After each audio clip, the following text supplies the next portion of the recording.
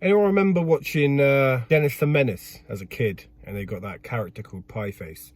That is what I feel like right now, a freaking pie face. Happy New Year, everyone. It's been a lovely time during Christmas and all, and I hope everyone else has enjoyed it. This video today is going to be, well, first off, I'm at the gym now, and I'm going to show you a push workout. There's two topics I want to go into today. Whether you need to be strong to be big. Controversial topic in bodybuilding, because you hear the phrases, lift heavy or stay small, stuff like that, where you're expected to lift heavy, but then you hear the counter argument, which is you don't need heavy weights, you just need light weights, controlled reps, decent form, mind-muscle connection, and feel the squeeze. My personal philosophy, and those that I follow online that I think are really knowledgeable characters in the fitness industry, I'm on the same mindset as them, is that it's a bit of both. I'll go into that in a bit. Here's the push workout.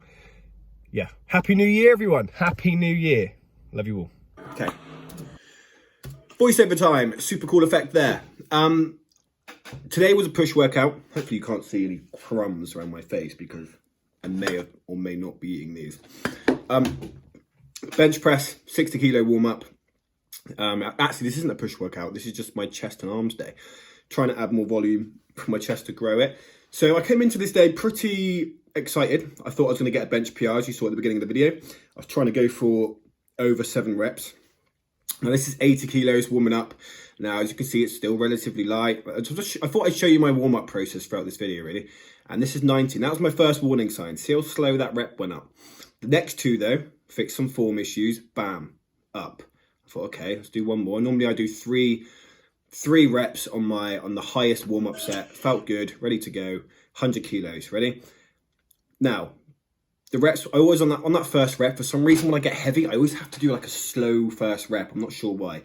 But the rest of it seemed relatively decent. This is number 3. I'm going for 7 in my head, so I'm thinking I'm nowhere near my target yet. I felt good. This is number 4. And now watch this, okay? Number 5. Now that went up, yeah, slow, but still quick. I can probably get 1, maybe 2 more. I'm quite thinking, I can get 2 more here.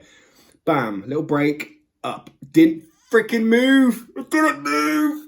To answer your question, yes, I did poo myself at this point. Luckily, Connor was there on hand, the guy who works there, he came along and saved me. Now, if you're ever stuck in this position where you've got 100 kilos or whatever it is stuck on your chest, you can actually roll it off you. Or if you haven't got clips on the side, like I don't, you can just tip the weight and then it will just do this like pa-pang effect and the whole thing will get off you. But I saw him, I looked over and I saw him, he saw me, he sprinted over and he saved me. So I did a back off set here. I always do back off sets after my heavy sets anyway. I do one set, like I said, like I'll say later on in the video, my first working set is normally 6 to 8 reps. My second set normally is like 12 plus reps, both of them to failure. This one I've now implemented into my routine, the incline Smith machine bench press. Now, as you can see, I've got quite a steep incline there. Now, some people, this may hit your shoulders. You may need to go down a slot. If you really want to feel it in the chest, but for me, I just feel this all chest.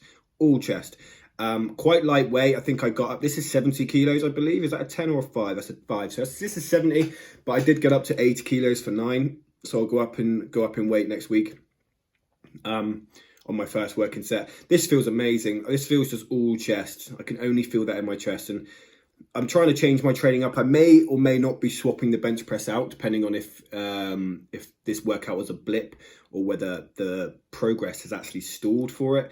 If an exercise is stalled for 2 to 3 weeks in a row and I've made no progress, I'll swap it out and maybe return to it like 8 weeks down the line and see if I've made progress again.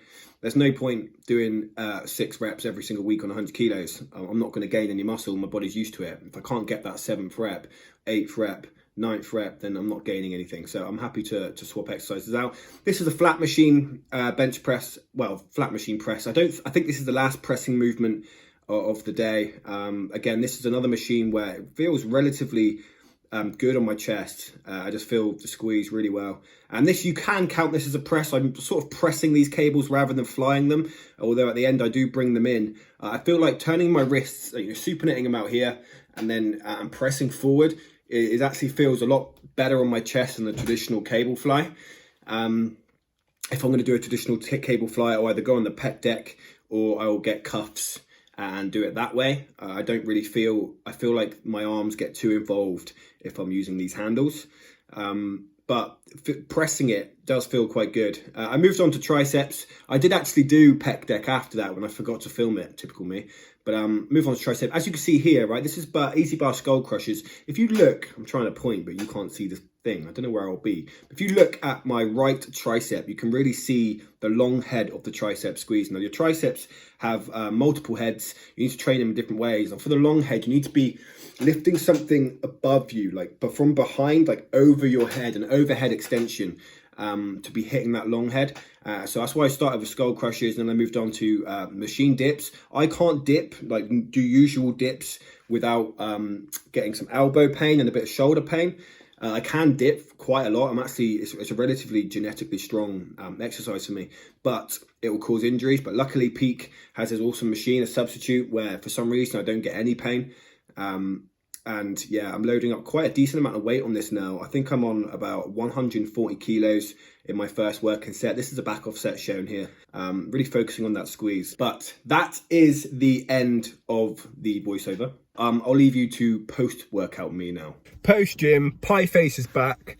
Chubby ass, double cheek pie face. That workout was absolutely weird and shit. I got trapped under 100 kilos. That's the first time that's happened to me in a couple years. I am very good at working out whether I am at failure or not. Rep 5 went up relatively quickly, as you'll see in the video. Rep number 6 just didn't freaking budge. And I was there and I was going to roll it off. Normally, whenever you're failing at a weight you're relatively comfortable with, you can just roll it off, just roll it down, and that's a safe way of getting out. Luckily, the PT there, Connor, he was there and sprinted over and lifted it off me, so thank you to him. I don't know what happened there. I thought I had easily another rep, and I thought I had another 2 reps, but I just failed. I just died. So anyway, what I want to talk about was the discussion of how I train and whether you need to lift heavy to gain muscle. Now, my answer to that is you have to lift at a weight that your body struggles with or has to adapt to for a decent amount of reps, and make sure that form is perfect. For example, if I go too heavy on the bench, then my shoulders and my triceps will take over. I'm very shoulder dominant in strength. What is the point in lifting 110 kilos when it's not my chest doing that? But if I put 80 kilos on and I'm hitting 15 plus reps, yeah, I'm still progressing or whatever, but I could go heavier, and heavy weight and load is what forces your muscles to adapt. So you want to find that balance of heavy weight, but a weight that you can still control with the muscle you're trying to work for over 6 reps. You should be trying to get strong in all rep ranges. The latest science attributes towards that. For example, bench press, 100 kilo. That's my first working set. That's my heavy set. 80 kilos is my back off set, but that makes it seem like, oh, it's just light, trying to go for the squeeze. No, it is lighter, and form can be more controlled and perfect. Like, it's hard to get form perfect in the 6 to 8 rep range when you're trying to go for heavier load. But in that back off set, yeah, the form's going to be better, but it's still not stupidly light.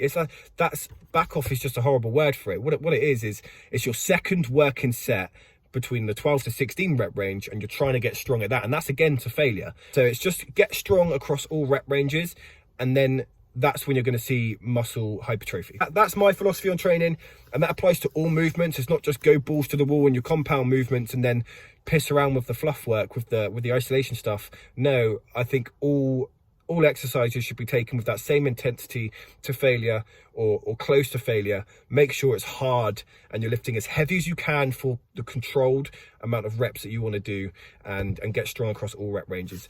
That's my philosophy. Any questions, feel free to hit me up. It's a very interesting discussion. It's one of those things at the moment that's being discussed a lot in bodybuilding, but the latest literature and the way that things are going, it is get strong across all rep ranges. When people see 6 reps, they're like, oh, you're training powerlifting. No, you're not. Latest science literature out on that is anywhere between 6 and 20 reps will cause hypertrophy, the same hypertrophy. So much of this is going to be edited out because I've been rambling, but I really hope you get some value from that.